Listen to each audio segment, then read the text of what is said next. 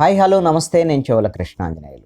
YSR Congress party 5వ జాబితాను కూడా ఎమ్మెల్యేలు ఎంపీలకు సంబంధించినటువంటి మార్పు చేర్పుల మీద విడుదల చేసింది. ఇప్పటి వరకు 59 మంది ఎమ్మెల్యేలకు సంబంధించి 59 నియోజకవర్గాలు, 13 పార్లమెంటు నియోజకవర్గాలకు సంబంధించినటువంటి అభ్యర్థుల మార్పు చేర్పులు, ఒక చోట నుంచి ఇంకొక చోటకు మార్చడం, ఇవన్నీ కూడా చేసినటువంటి పరిస్థితి ఉంది. ఇంకా కొన్ని ఈ దశల వారీగా ప్రకటిస్తామనేటువంటి దాని మీద చెప్తున్నారు వైఎస్ఆర్ కాంగ్రెస్ పార్టీ వాళ్ళు. ఆల్రెడీ ఎన్నికలకు సంబంధించినటువంటి ప్రచార కార్యక్రమాన్ని ముఖ్యమంత్రి వైఎస్ జగన్మోహన్ రెడ్డి ఇప్పటికే భీమిలిలో సిద్ధం బహిరంగ సభ ద్వారాగా ఎన్నికల శంఖారావాన్ని పూరించారు. ఈ నెల 3వ తేదీన ఎల్లుండి ఏలూరులో సిద్ధం 2వ బహిరంగ సభని వైఎస్ఆర్ కాంగ్రెస్ పార్టీ నిర్వహించబోతోంది. ఇంకొక 2 సభలు ఈ ఎన్నికల నోటిఫికేషన్ లోపు, ఒకటి ఒంగోలు అనుకుంటా ప్రకాశం జిల్లాలో, ఇంకొకటి రాయలసీమ జిల్లాల్లో 4 సభలను నిర్వహించేసిన తర్వాత డైరెక్ట్గా ఎన్నికల నోటిఫికేషన్, ఆ తర్వాత అభ్యర్థుల ప్రకటన, పూర్తి స్థాయి ప్రకటన, ఎన్నికల సభలకు వెళ్ళేదానికి అవకాశం ఉండదు పూర్తి స్థాయిలో అన్ని నియోజకవర్గాల వారీగా. ఈ విధంగా సర్వసన్నద్ధం అవుతున్నటువంటి పరిస్థితి వైఎస్ఆర్ కాంగ్రెస్ పార్టీ వైపు నుంచి అయితే ఉంది.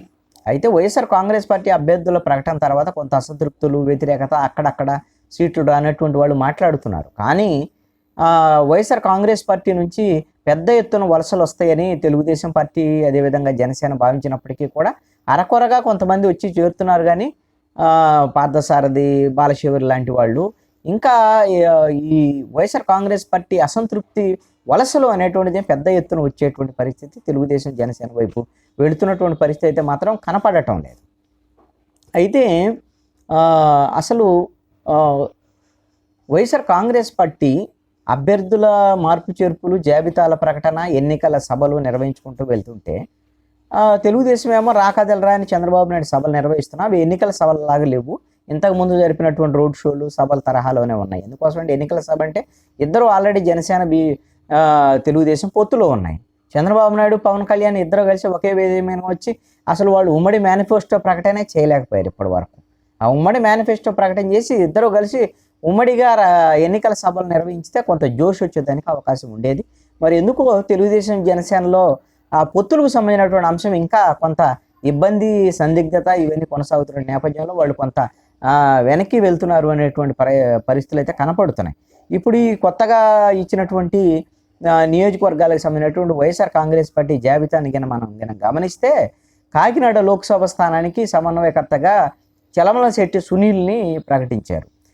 వాస్తవంగా ఈ కాకినాడ ఎంపీ స్థానానికి ముద్రగడ పద్మనాభంని పోటీ చేయించాలని వైఎస్ఆర్ కాంగ్రెస్ పార్టీ భావించింది. అయితే ముద్రగడ పద్మనాభం కూడా వైఎస్ఆర్ కాంగ్రెస్ పార్టీలో చేరటానికి మొదట అంగీకరించారు. అయితే నేను ఎన్నికల్లో పోటీ చేయను, ప్రత్యక్ష ఎన్నికల్లో నాకు రాజ్యసభ కానీ మిగతా ఏదైనా ఇవ్వండి అనేటువంటి విధంగా ఆయన ప్రతిపాదన చేయటం, లేదు అంటే మీరు కాకినాడ నుంచి ఎంపీగా పోటీ చేయండి, అవసరమైతే మీ అబ్బాయికి కూడా ఎమ్మెల్యేగా సీట్ ఇస్తాము అనేటువంటి విషయాన్ని వాళ్ళు ప్రతిపాదన నుంచి కానీ ఎక్కడి నుంచి అయినా ఇస్తామనేటువంటి దాని మీద తుని కానీ అని అడిగారు. కానీ ఆయన పోటీ చేయడానికి సిద్ధం అవ్వకపోవటం, అందుకని వైఎస్ఆర్ కాంగ్రెస్ పార్టీ కొంత ముద్రగడ్డని తీసుకోవటానికి ఇష్టపడలేదు. ఆయన కూడా నేను పోటీ చేయడం ఇష్టం లేదు కాబట్టి నేను వైసీపీలో చేరను అనేటువంటి విధంగా కొంత ఆయన అసంతృప్తికి గురయ్యారు.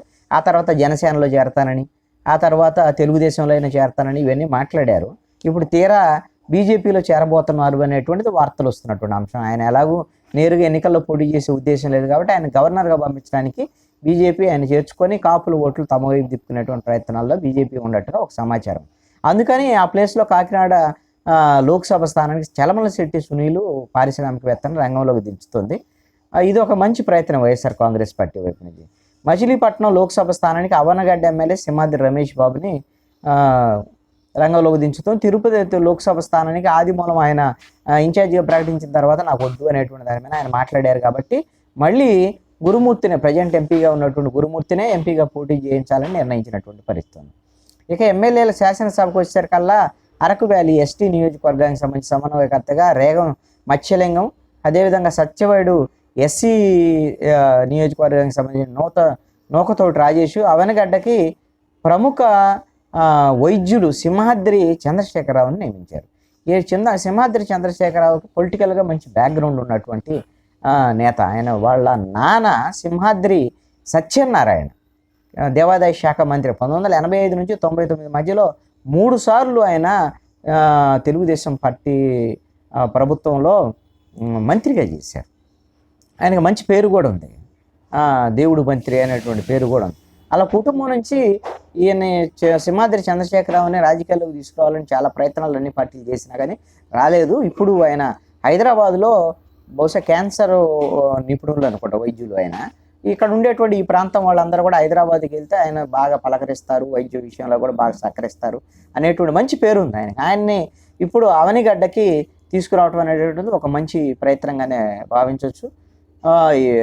ఇప్పటి వరకు ఈ శాసనసభలకు సంబంధించినటువంటి విషయంలో, సమన్వయకర్తల విషయంలో 59 నియోజకవర్గాలకు సంబంధించినటువంటి దాంట్లో 21 మంది ఎస్సీలు, 3 ఎస్టీలు, 17 మంది బీసీలు, 4 మైనారిటీలు, 14 మంది ఓసీలకు సంబంధించినటువంటి మార్పు చేర్పులు చేశారు. 13 లోక్సభ స్థానాల్లో అయితే బీసీలు 7, ఎస్సీలు 2, ఎస్టీలు 1, ఓసీ 3 ఉన్నటువంటి పరిస్థితి. అయితే ఇప్పుడు ప్రకటించినటువంటి వాటిల్లో కీలకంగా ఒంగోలుకు సంబంధించినటువంటి ఎంపీకి సంబంధించినటువంటి విషయంలో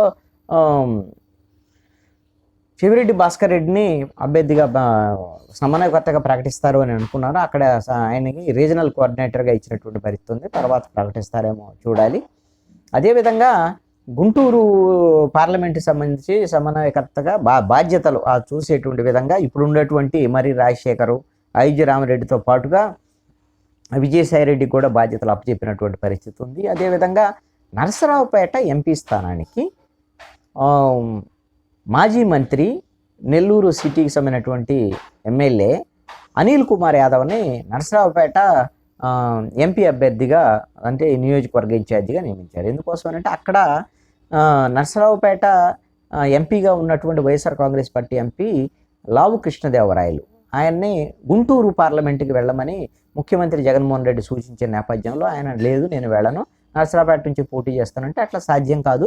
అక్కడ నరసరావుపేట పార్లమెంటు నియోజకవర్గంలో 7 కూడా ఓసీకి సంబంధించినటువంటి అభ్యర్థులు ఎమ్మెల్యేలుగా ఉన్నారు. కాబట్టి ఒక పార్లమెంటు స్థానము బీసీకి ఇవ్వాలనేటువంటి పార్టీ నిర్ణయించినటువంటి అంశం. మీరు కమ్మ సామాజిక వర్గానికి, ఓసీ సామాజిక వర్గం కాబట్టి మీరు గుంటూరుకి రండి అని ఆయన టికెట్ ఏమి ఇవ్వనని చెప్పలేదు. కానీ ఆయన హట్ అయ్యారు. ఆయన వెళ్ళిపోయినటువంటి నేపథ్యంలో నరసరావుపేటకి వైఎస్ఆర్ కాంగ్రెస్ పార్టీ భావించినట్లుగా యాదవ్ సామాజిక వర్గానికి సంబంధించిన అనిల్ కుమార్ యాదవ్ని రంగంలోకి దించారు. వాస్తవంగా నాగార్జున యాదవ్ అని కూడా పేరు పరిశీలనలో ఉంది. ఆయనకన్నా మాజీ మంత్రి, కొంత గట్టిగా అసెంబ్లీలో మాట్లాడగలిగినాడు, విమర్శలు కూడా గట్టిగా చేస్తాడు ప్రత్యర్థి రాజకీయ పార్టీలు. కానీ అనిల్ కుమార్ యాదవ్కి కొన్ని సందర్భాల్లో మాట దుడుకు తప్ప కొంచెం మంచి పేరే ఉంది వాళ్ళ సామాజిక వర్గం, అదేవిధంగా బీసీ వర్గాల్లో కూడా.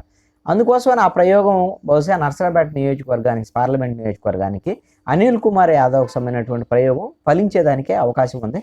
మళ్ళీ అక్కడ తెలుగుదేశం పార్టీ వైపును వెళ్తారు లావు కృష్ణదేవరాయలు అనేటువంటి చర్చ జరుగుతోంది. లావు కృష్ణదేవరాయలు ఎంపీగా ఉన్నారు, మంచి పేరే తెచ్చుకున్నారు వైఎస్ఆర్ కాంగ్రెస్ పార్టీ తరఫున. ఇప్పుడు తెలుగుదేశం పార్టీ తరఫున అదే నరసరావుపేట పార్లమెంట్ నియోజకవర్గం నుంచి లావు కృష్ణదేవరాయలు, అదేవిధంగా వైసీపీ తరఫున అనిల్ కుమార్ యాదవ్ పోటీ పడితే ఇప్పుడు ఉన్నటువంటి పరిస్థితిలో అనిల్ కుమార్ యాదవ్ గెలుపుకి అవకాశాలు ఎక్కువగా ఉన్నట్లుగా ఇప్పుడున్నటువంటి పరిస్థితి అయితే అర్థం అవుతున్నటువంటి పరిస్థితి ఉంది. ఈ ప్రయోగం కొంత ఫలించేటువంటి అవకాశాలు కూడా కనపడుతున్నాయి. అక్కడ బీసీ సామాజిక వర్గానికి సంబంధించినటువంటి వాళ్ళు అత్యధికంగానే ఉన్నటువంటి నియోజకవర్గం అది.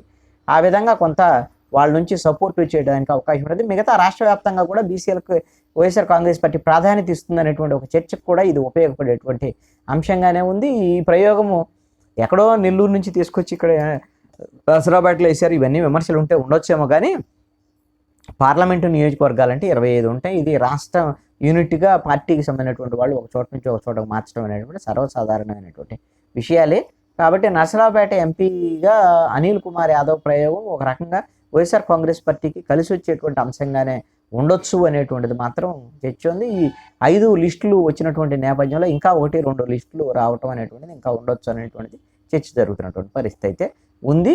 బహుశా ఒకవైపున ఎన్నికల సభలో, ఇంకొక వైపున పూర్తి స్థాయి లిస్టుకి వైఎస్ఆర్ కాంగ్రెస్ పార్టీ సన్నద్ధం అవుతున్నట్టుగా కనపడుతున్నటువంటి పరిస్థితి అయితే ఉంది. ఈ 175కు 175 అసెంబ్లీ నియోజకవర్గాల అభ్యర్థులు, 25 మంది ఎంపీ అభ్యర్థుల్ని బహుశా ఫిబ్రవరి 20వ తేదీలోపు ప్రకటించేదానికి సార్ అన్ని ఏర్పాట్లు వైఎస్ఆర్ కాంగ్రెస్ పార్టీ చేస్తున్నట్టు కనబడాలి. అంటే ముందస్తుగా మేము ప్రకటన చేసి ముందస్తుగా ఎన్నికల ప్రక్రియలోకి వెళుతున్నాము, ఇది మాకు ఉపయోగపడేటువంటి అంశం అనేటువంటిది వైఎస్ఆర్ కాంగ్రెస్ పార్టీ చెప్తున్నటువంటి మాట. మరి ఇది ఎంత మేరకు వైఎస్ఆర్ కాంగ్రెస్ పార్టీకి మరి ఈ ఎన్నికల సమయంలో ముందస్తుగా అభ్యర్థుల ప్రకటన ఉపయోగపడుతుంది అనేటువంటిది చూడాల్సినటువంటి పరిస్థితి ఉంది.